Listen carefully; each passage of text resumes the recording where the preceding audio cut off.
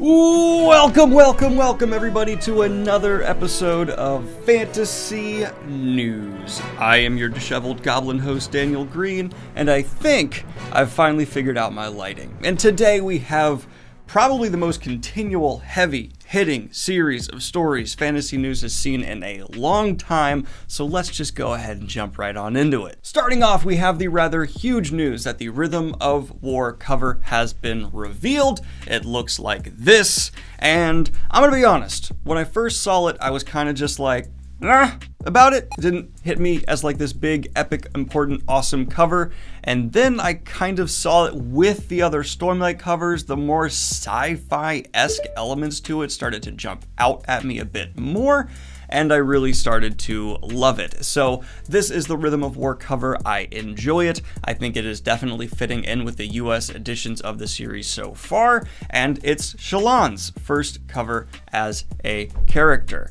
Very nice, excited for this, and before anyone asks, yes, I am working on my Oathbringer summary video, and it should be out within the next couple of weeks. There you go. We're all happy here. I really like the Shallan Adolin kind of posing here. I love the color work. The more I actually look and absorb this cover, the more I enjoy it. I just, for some reason, this initial reaction of, but as with many pieces of art, the more I looked at it, the more I went, okay, that's pretty good. I'll have a link to the post on the subreddit Stormlight Archive that has a pretty high quality image if you'd like to set it for your desktop background, as I did with one of my monitors. Blue and orange. If you have blue and orange together, I'm probably gonna like it. But in Sanderson still has a writing problem news, he also updated his Twitter saying, I have to say, I'm loving writing this Stormlight novella for the Kickstarter. As much as my first love is big, huge epics, it's nice to do a smaller, more focused story sometimes. I guess I'm about 75% done at this point for those wondering. So not only is he managing to deal with the publication of Rhythm of War, managing this Kickstarter and his other Stormlight work,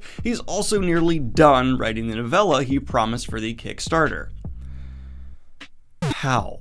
But let's go ahead and jump away from Sanderson news into George R.R. Martin news. Daniel, the last time you talked about George R.R. Martin, you criticized him. That must mean you hate him. Beef forever.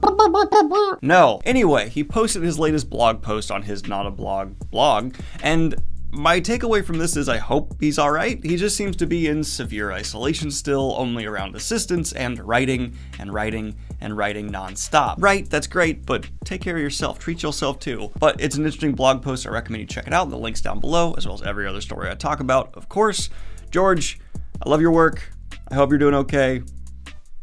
Take some time for yourself too. And I'm sure many fans are happy to hear him say that he is devoting pretty much like every waking minute to either, working on his bigger project, other stuff, or just writing. So looks like Winds of Winter is being really burned through, though I doubt at a Sanderson pace because Sanderson is a walking printer. We also had the cover reveal for the Descendants of the First, the sequel to Daughters of Dree. It looks like this. I think this is an outstanding looking cover. Really like the works with lighting here as well, and I actually haven't checked out this series, but this is a heck of a cover to sell it on, and man, there are so many talented artists out there. Good Lord. I am going to have less and less to complain about with the future of fantasy covers if this consistent quality is going to be maintained, because I've just noticed recently so many fantasy covers have looked so distinct and wonderful and beautiful. Just another advantage of the age of the internet where so many talented people can get in touch and contact with and work with so many other talented, beautiful people who can bring their visions to life. Now, I know we've already had like a ton of big, exciting news, and you'd think one of those would be my favorite stories of the day, but new. My favorite story of the day is right here and now, and that is that apparently JadeCity, yes, the first book in the Greenbone saga, or the Greenbone saga as a whole, has been picked up to be adapted by a new streaming service called Peacock that reportedly is going to be free to watch. That's assuming that means it's going to have ads. I'm not sure though, don't quote me on that, but no, the focus of this story is going to be that JadeCity is going to be adapted. Not only is this so far one of my favorite reads of the year, but this also means that we are going to be getting a rather large appeal for this new streaming service, especially since it has a no barrier to entry. You can just go and watch it. That's a smart move, picking a series like this that's going to get buzz, going to get attention, going to bring in eyes, people who aren't even interested in your streaming service, but interested in this show. Good move on this new streaming service's part, which I believe is owned by a larger, more traditional, older media company.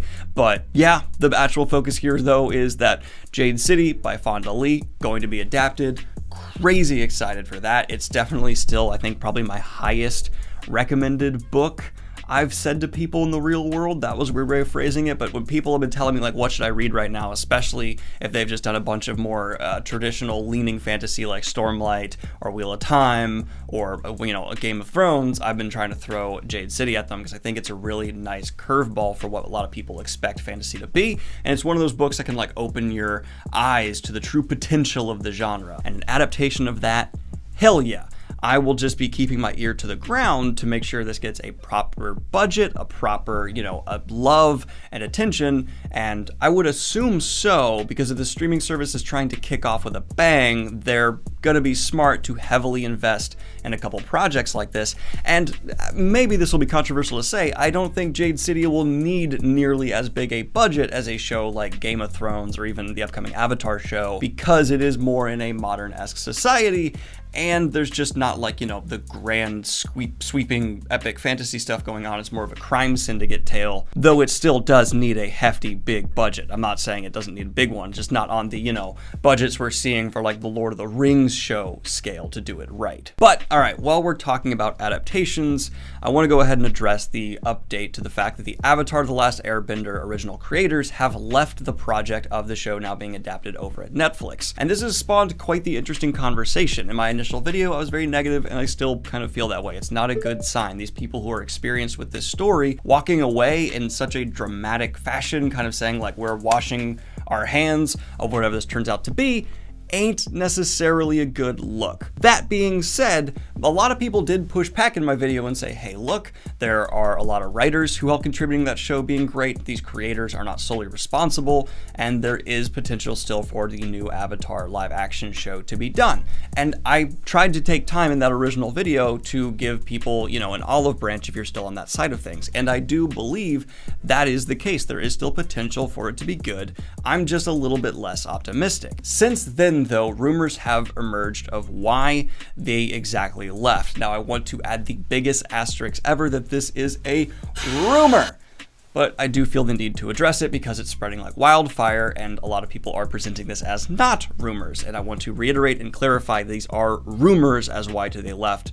But let's get into them here. First is about the race of the casting. So apparently Netflix is actually considering having some white actors involved to play these Asian-inspired and Asian-influenced characters, and apparently the original creators did not want that, apparently already regretting having had white actors voice these Asian characters before, something they have received pushback on. So that is one point of contention, again, not confirmed. Another is that apparently Netflix wanted to take the show in a more mature direction, while the original creators, according to this, I'm going to sound redundant here, rumor, the original creators did not. They wanted to keep the original tone, so there's a bit of a tone conflict there. That I actually probably believe is the most likely of any of these potential conflicts, because I could 100% see Netflix going, hey, yes, this show was great. Your audience is a bit older though, and more mature fantasy seems to have a broader appeal. We don't want to be lumped in with just like the Dragon Prince crowd. Let's make it a bit more mature. I could absolutely see this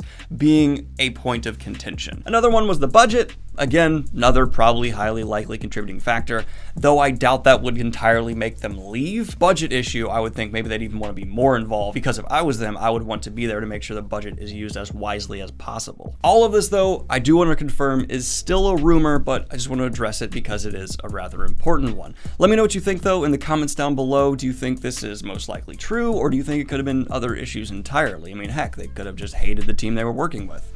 I don't know. Before we get into any more of the news, though, let's have a weather update from Greene Daniel, who's currently with the Fire Nation. Oh, I just lit him on fire. That's different. That was some pretty heavy news though. Let's kind of get into some fun stuff. For my Wheel of Time fans, Barney Harris, the actor who's been cast to play Matt, has been kind of just going crazy on social media. So if you haven't been following on Twitter and Instagram, I recommend you do. He's been posting behind the scenes set stuff that's obviously very limited, just some personal things as well as a photo of Marcus Rutherford, who seems to be covered in bloody makeup, so that's fun. So yeah, I just recommend you follow the guy. He seems to be having a lot of fun, and I am as well, seeing his little sudden social media explosion. And in nothing but awesome news here, the Folio Society has announced they are working on a special edition run of the Farseer trilogy. Hell yes! Oh, that sounds good. We can't see the full covers yet. We just have this image as of now. I am here for it 100%. I really like the Farseer trilogy and would love to own some special editions because, as I made it clear in my recent fantasy covers discussion video, not a fan of the current run of the Farseers. Should I spend some money on some Folio Society ones? I think I'm gonna end up doing a video on special editions when I get the Kickstarter Way of Kings. So yeah, I think I could make that a tax write-off and justify it. Cool! And in a last-minute quickie news insert, Steven Erikson posted a rant to his Facebook about the characterization of his stories and how he has had his detractors to it. And when I went in this, I kind of had like a little pit in my stomach. I was like, oh no, is he gonna kind of come across poorly here, or is he going to come across like, kind of a, I hate all critics, they're bad, blah, blah, blah, like I've seen many authors do before. But in actuality, Steven Erikson just did a really good job of displaying how, his characterization is a certain style versus another style. He did seem to insinuate a couple times that his was the superior style, but no, I think overall I agree with his message as someone who doesn't always vibe with his delivery of information, with his characterization, that it's definitely a way to go. And I've tried to always distinguish in my reviews between no, I don't think his characterization is bad per se. I think it's more of just he has a very particular style of doing it, and it's not what I specifically vibe with. So I actually really liked this rant. Well, it did come across a bit like he's had this built up for a long time, and here it is. He's tired of holding it in. It's definitely informative and educational from my standpoint specifically, but also I think from everyone's, to see an author be willing to just not hold back, say how they really feel, and put it out there to the world. Because too often I feel like authors are afraid to do that because they're afraid they'll get, as Erikson covers in this post, written up as being arrogant, as being cocky, or thin-skinned, sensitive. But I actually just have complete sympathy from where he's coming from, because I imagine it is very annoying to have people constantly, talk down to your writing, turn their nose up at you. I mean, I get comments every day ranging from everything from death threats to just calling me stupid in all kinds of creative ways for my opinions. So I can't imagine how draining it must be after decades of just having, people say stuff that you disagree with all the time.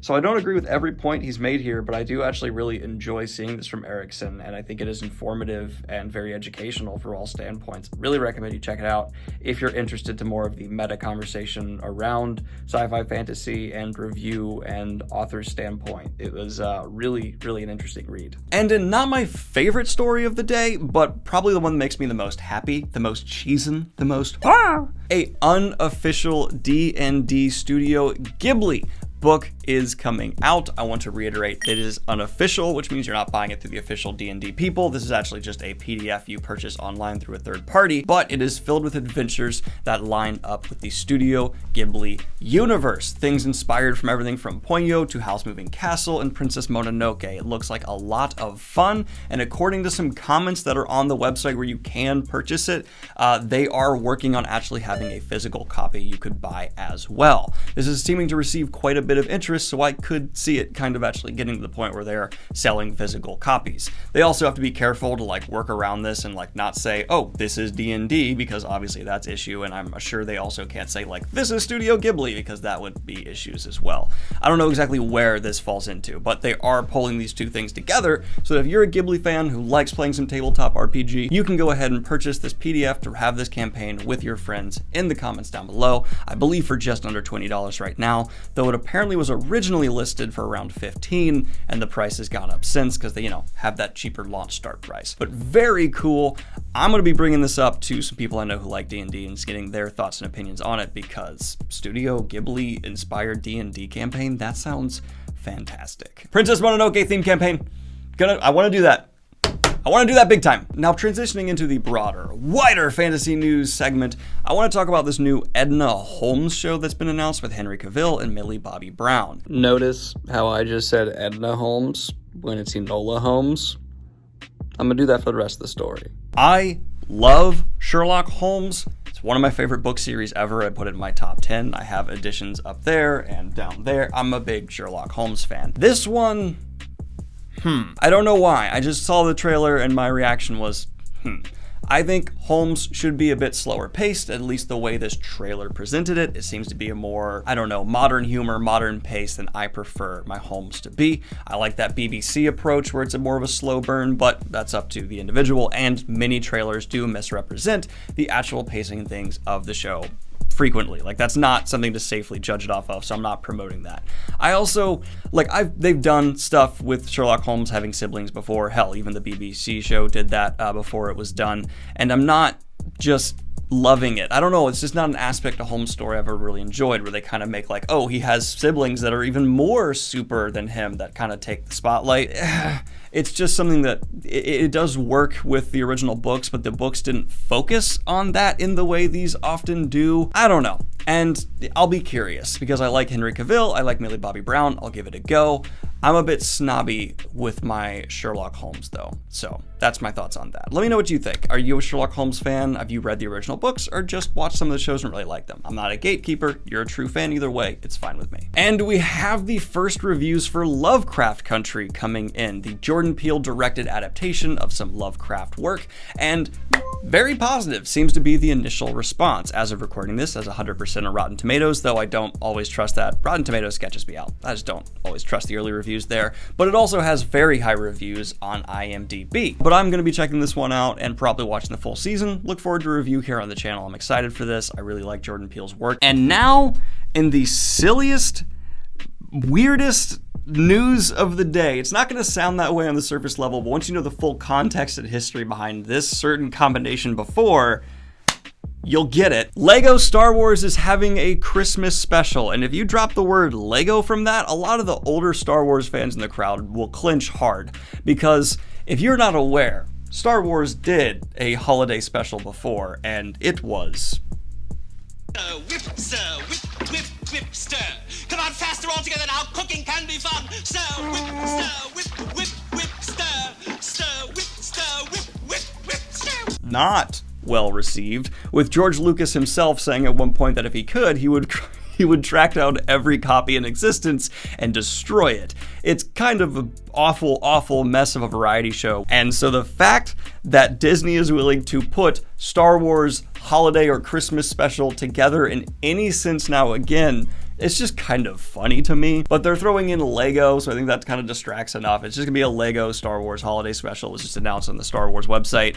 Cool, I'm sure it's just a cute small thing. I'm mainly covering this to bring people's awareness to the fact that there is a Star Wars holiday special.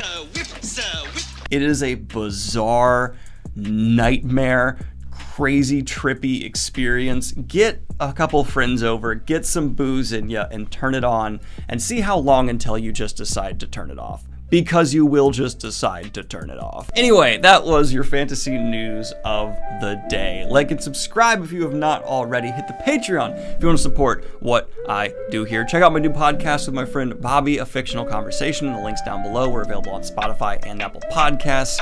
And I hope you guys are having a magnificent start to your week. Have a good one, y'all. Peace! Okay, let's record the special shout out for the Patreons. Pop Billy Bob, Fabrice Eep, Stefan Evite, Scott Phillips, Andrew Johnson, Mike, Elaine, and Nick Roller. Thank you guys so much for becoming high tier Patreons, and I hope me singing your names was bearable.